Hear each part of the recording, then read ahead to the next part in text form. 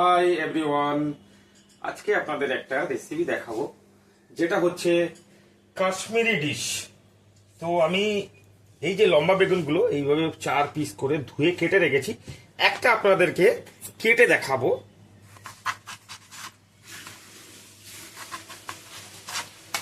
Same এইভাবে।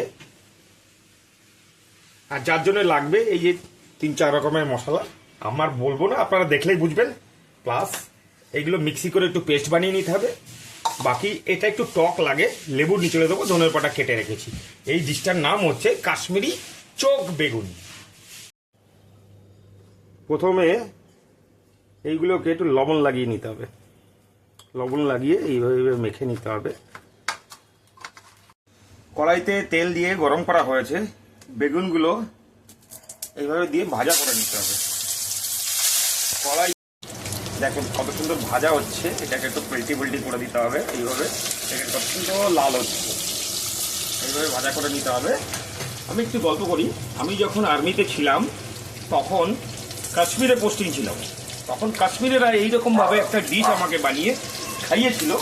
এই ডিশটা খুব সুন্দর টেস্ট, একবার বানালে বারবার খেতে যেতে পারে। ডিশটার নাম কাশ্মীরি চোখ বেগুন। ওকে,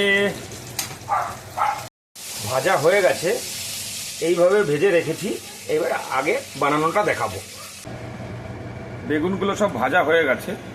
এই ফোড়নে আস্ত জিরে, লং, ইলাইচি আর দারচিনি ঢেলে দিলাম, হালকা লাল করে নেবো। তারপরে যে পেস্ট বানিয়েছিলাম, একটা টমেটো দেওয়া আছে, পেঁয়াজ দেওয়া আছে, কাঁচা লঙ্কা, একটু রসুন, একটু আদা, ওটাকে ঢেলে দেবো। একটু নাড়িয়ে লাল করে নেবো, হালকা লাল, মশলাটা বেশি পোড়ানো যাবে না। দেখলেন মশলার থেকে তেল ছেড়ে দিয়েছে, মশলাটা ফ্রাই হয়ে গেছে। এইবার উপর থেকে ড্রাই মশলাগুলো দিয়ে দেবো, প্লাস লবণ। এটাকে নাড়িয়ে হালকা ফ্রাই করে নেব। মশলাটা ভাজা হয়ে গেছে, মশলার থেকে তেল ছেড়ে দিয়েছে। এইবার ফ্রাই করা বেগুনগুলো এইভাবে দিয়ে দেবো।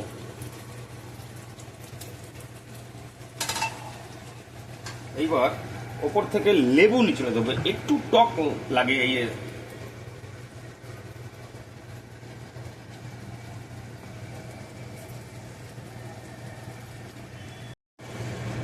এই যে মশলাটা বেগুনের সাথে এইভাবে হালকা হাতে মিশিয়ে দেওয়া হবে। কাশ্মীরি চোখ বেগুন রেডি। ওপর থেকে কুচানো ধনের পাতা দিয়ে দেবো,